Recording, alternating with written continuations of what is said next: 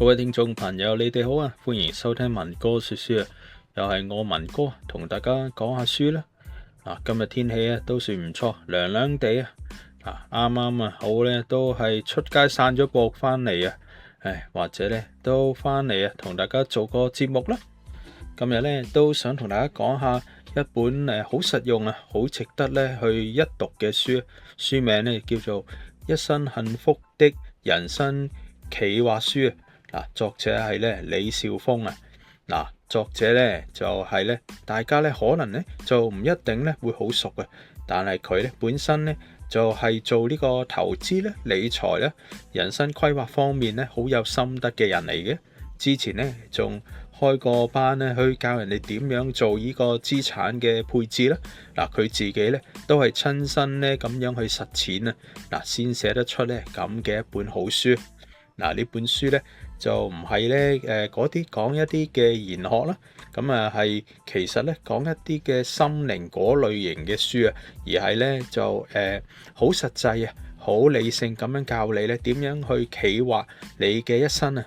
佢話咧人生咧只有一次，就唔應該咧得過且過噶，應該咧用一啲方法咧有效率啊咁樣去完成目標啊，仲要咧讓自己啊喺人生裏邊咧到達到某一種嘅高度添。聽落咧就真係咧好勵志啊，但佢咧唔係空談嘅，係有一啲嘅工具技巧咧，有步驟咁樣咧俾你去跟住咁做嘅。書裏邊咧最核心嘅概念咧，佢就用咗一個好簡單嘅9宮格嘅模型啊。大家想象下一個3×3嘅格仔裏邊啊，就有咧8個面向，加埋咧中間嗰個你自己啊。咁呢一個嘅8個面向咧，分別係咩咧？就係呢個事業、財富、家庭、心靈、健康、享樂、學習同埋呢個社會責任啊。作者話真正咧有效咁樣嘅人生咧，就唔係咧單靠事業衝啊咁嘅，或者咧係淨係咧儲錢儲到咧好似一個土豪咁啊，而係咧要平衡呢8方面嘅面向咯。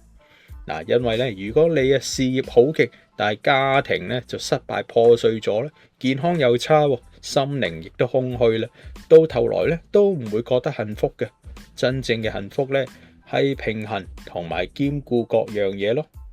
文哥覺得咧呢個觀點真係好中肯嘅。試想下啦，好多人啊20幾30歲嗰陣咧都只顧咧係揾錢啦，搏殺佢嘅事業啦，成日加班啊，忽略咗咧健康同埋屋企人啊。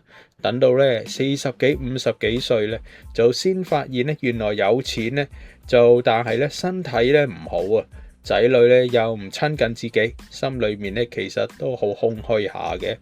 呢本書咧就係提醒大家，由而家開始啊，就要重新去規劃一張完整嘅人生嘅藍圖咯。作者仲教你啊點樣做呢張嘅藍圖啊。首先咧就係搞清楚自己真正係想要啲咩啦。唔好咧跟別人啊，亦都唔好跟風啊，亦都係咧唔好咧覺得有錢咧就係幸福，事業成功就係幸福啊。你要問清楚自己啊，10年後、20年後究竟咧想咧點樣過生活啊？亦都係咧想同邊一個人咧一齊咧，亦都要諗諗啊點樣感覺到自己有價值啊。第二步啊，同大家分享下咧，就係咧將呢一個嘅願望咧量化同埋具體化。例如就財富方面咧，唔一定話咧要變咗咩億萬富翁嘅。首先應該問自己啊，幾時想呢個財務自由咧？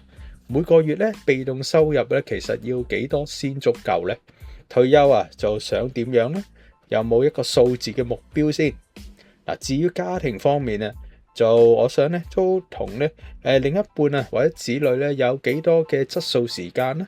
每年啊想同屋企人去邊度旅行咁啊？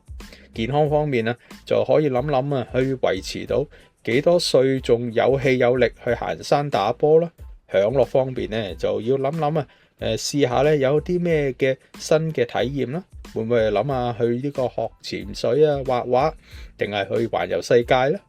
嗱，學習同埋呢個社會責任咧，就可以試下諗下點樣持續學啲咩嘅新嘅知識啊，或者咧點樣可以回饋個社會咧。全部咧都寫落嚟之後咧，就可以用呢個9宮格咧去檢視下，有冇咧邊方面咧係會比較弱嘅，嗱，有冇咧邊方面或者係太過偏重啊，然後咧定呢個短啦、中啦同埋長線嘅行動計劃啊。作者咧好強調啊，呢一啲咧唔係空談嘅嘢嚟嘅，而係要咧好似呢個經營公司咁樣經營自己嘅一生啊。嗱，定期要檢討下啦，調整下添，就好似咧公司咧做年度計劃咁啊，佢自己咧就係咁樣做啦，先由一個普通嘅人咧變咗有方法、有方向嘅人生啊。嗱，仲有一點咧，文哥都好中意呢本書講啊。嗱，作者話咧，財務自由咧根本就唔需要做一個千萬富翁嘅。有時候咧，我哋都會覺得咧好多錢咧先叫自由嘅，但其實咧只要被動收入可以 cover 到你基本嘅生活開支咧，你啊其實已經咧可以有好大嘅自由度去做一啲自己喜歡做嘅事啊。呢個觀點咧就好務實啦，尤其喺我哋香港生活啊成本咁高嘅地方啊。嗱，當然啦，書裏面咧都有好多嘅實戰例子同埋練習嘅，例如點樣應用呢個 SMART 嘅目標咧，點樣咧去做時間管理，點樣去處理人生唔同嘅階段去轉型等等嘅。讀完之後咧，就真係咧會有一種哇，原來咧我都可以咧綽綽有餘去應付呢方面嘅知識啊！嗱，聽落係咪真係唔錯咧？嗱，總結嚟講啊，呢一本人生幸福的人生企劃書咧，係一本好適合咧20幾歲到40-50歲嘅朋友仔讀嘅書嚟嘅。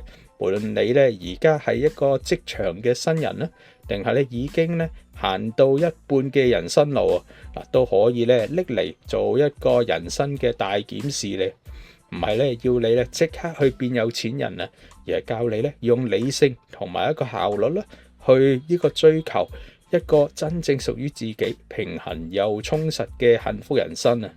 如果你咧最近都覺得咧人生係有啲迷茫嘅，或者咧想咧為未來做一啲嘅規劃咧，嗱，不妨咧就揾呢本書嚟睇睇下，嗱，或者上網揾下電子書都可以噶。好啦，今日文哥說書咧就講到呢度啦，希望呢一集咧內容都對各位朋友咧有少少啟發。嗱，如果你啊有讀過呢本書咧，或者有自己嘅人生規劃咧心得咧，都想同文哥分享下嘅，都可以留言俾我噶。下次咧我哋再一齊讀一啲好書啦。嗱，記住啊，人生咧就真係只得一次嘅啫，唔好咧就得過且過啦。嗱，一齊咧努力過得幸福一啲啦。多謝大家收聽啊，我係文哥，我哋下次再見啦，拜拜。